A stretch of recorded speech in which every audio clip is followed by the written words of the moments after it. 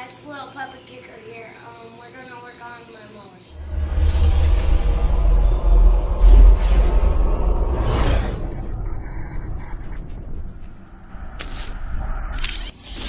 We're gonna pull the rear end out and we're gonna do a pulley slot. Alright. We are going to, like he said, we're going to take the rear end out and we're going to put a 5-inch on the back, a 5-inch up front. This has the MST 205, which is the same thing as the 206, I believe. It's just got one less gear.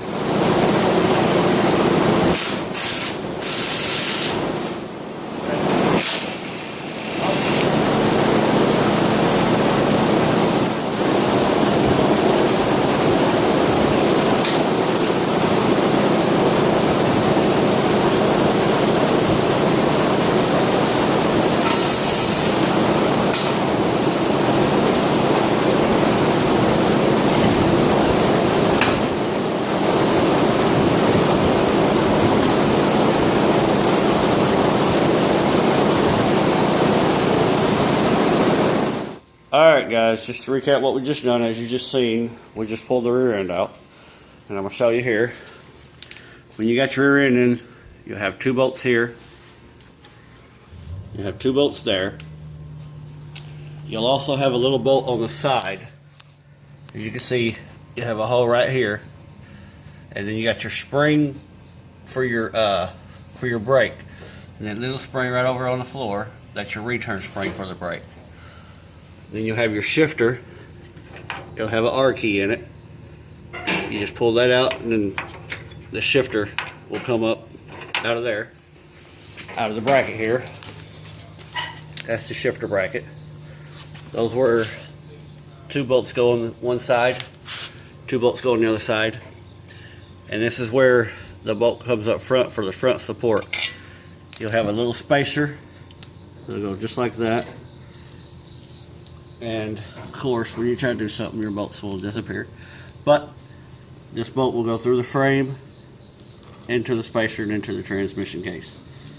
So that's how you remove them. Now we have your classic problem of a pretty rusted pulley.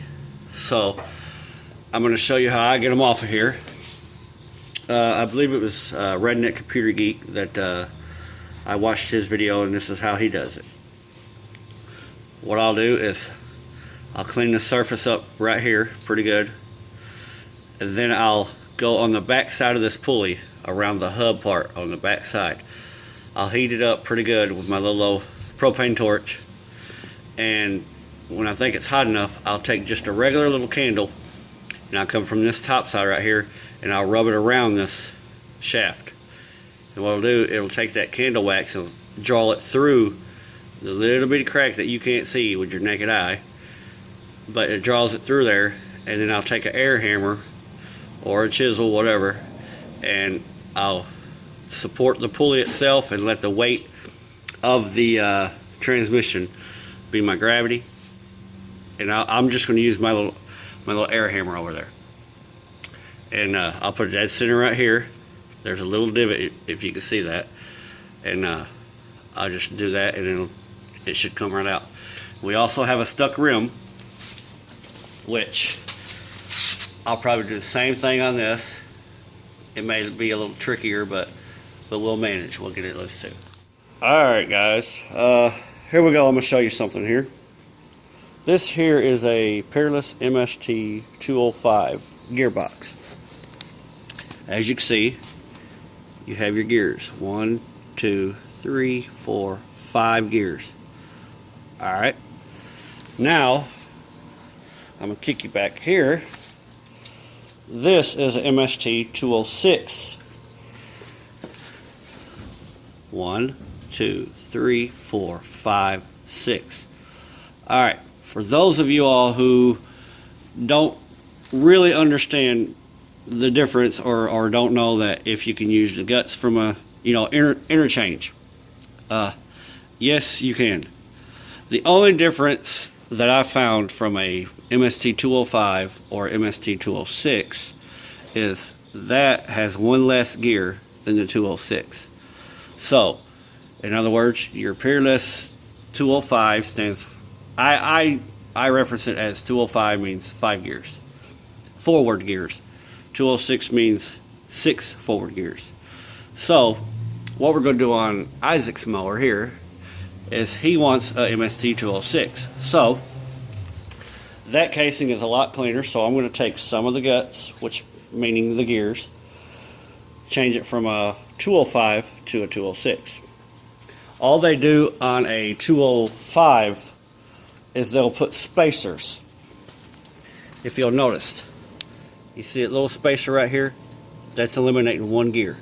So all I've got to do is take this spacer off here, and then take this little spacer off here.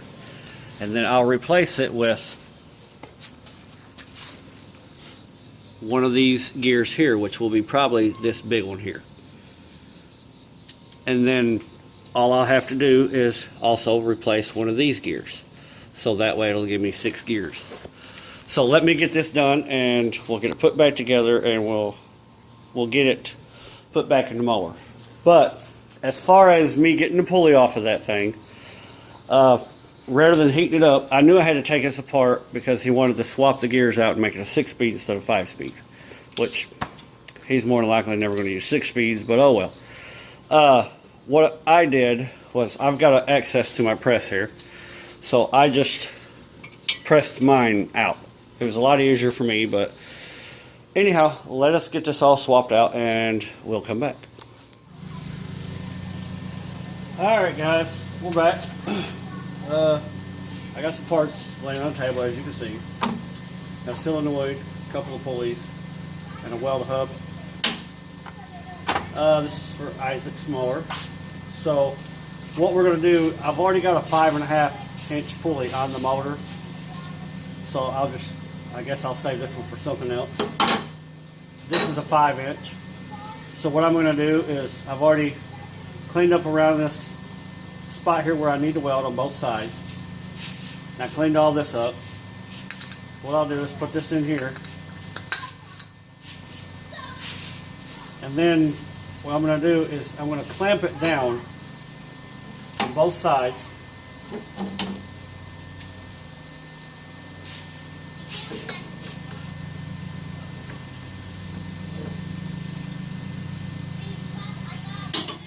That way I know it's nice and level.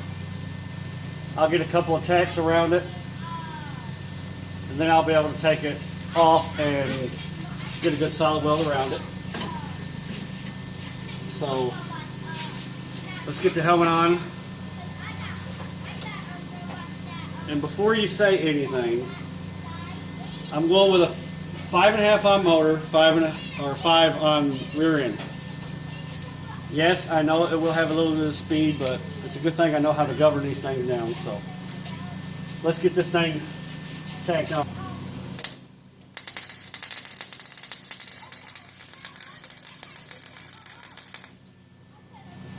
All right.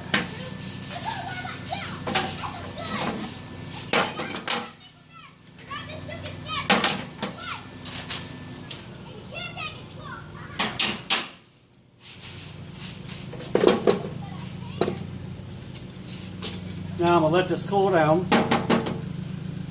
I'll clean it up a little bit. And as you can see, I've got good penetration. I'll show you here. It's a good rule of thumb. If it heats up pretty good on the other side, it does good. Which the pulley, it's not going to be hard to heat that pulley up anyhow. But I'm pretty fairly confident that that should hold. So now let me get this cleaned up. We'll let it dry, and then we'll stick it on his rear end and get the rear end put in there, and we should be just about ready to go, other than tires. So we'll be back. Alright guys, so we are back.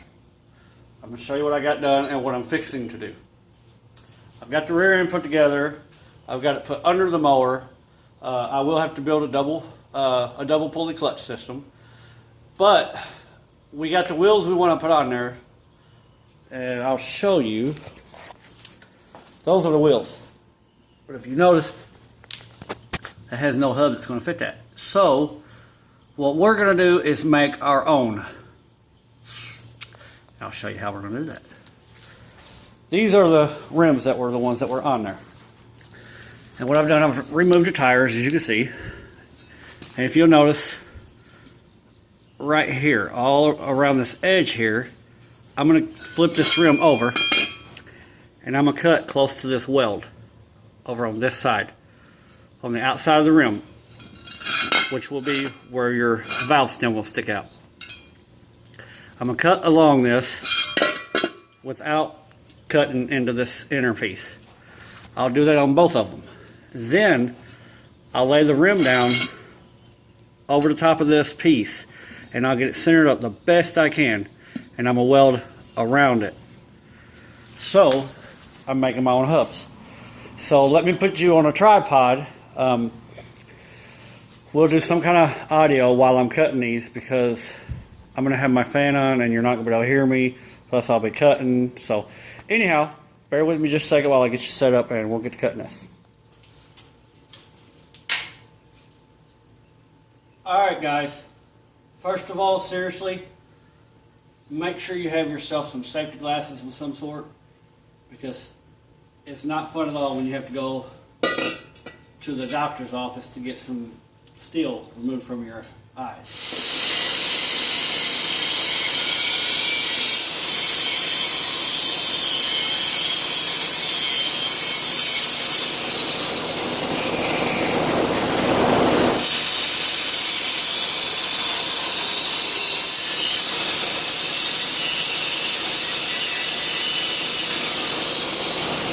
Alright, there you go guys. That's them cut up. As you can see, I kept the weld all the way around, smoothed it all off. Now I'll put that rim there, and I'll try to center it up the best I can in that hub, and I'll weld around it, and I'll paint it up. I'll clean this up right here a little bit before I weld that on there, and I'll spray a little paint on them to keep them from rusted up. So that is that's how you make your homemade hubs. I keep the back side of them on there, this side here, because I feel that it gives it more strength to keep. If you were to cut this off, then all you would have is just this little flat piece, and it's most likely to bend real easy. So this right here will give it strength to keep it from bending as easy. But this is not my ideal. I've seen other people do this. So, but this is how I do it. So, yeah, hope you all enjoyed that part. Next, I will get those wheels centered up on there, and we'll weld them on there. All right, guys, I got this one centered up there pretty well, the best that I can. So we are going to try to weld this thing. We're going to check what it for right now. And then I have to come back later and weld it solid, because I'm almost out of wire.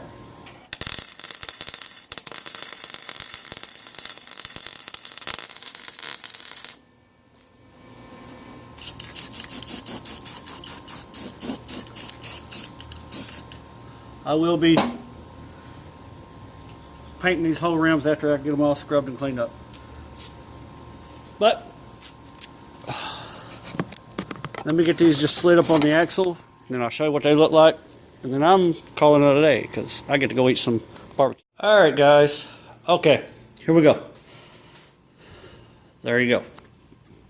That is how they're going to look. I will trim right there around that fender just a tad, and now I'm going to put some homemade fender flares, some garden plastic border is what I call it, same thing that Fearless Front done, Todd. But you can see the rear stance, don't look bad at all. I like it, to be honest with you. But yeah, that's the other side. It's just as close. So, like I said, I like it, and I'm pretty sure my son is going to like it. Let me know what y'all think. Thank you for watching this this update anyhow. I think I may get him some extracts for the front, or I may rob the front wheels off of the original father-son build, the ATV front tires. So, thank y'all for watching. God bless you, and don't forget to like the video if you liked it, share it, comment, rate, subscribe. Coming straight up out the woods where I love to stay. It's that country white boy that you love to hate. Pushing them 4-wheel drives cause we love some mud. And when we party we ain't stopping till the sun come up.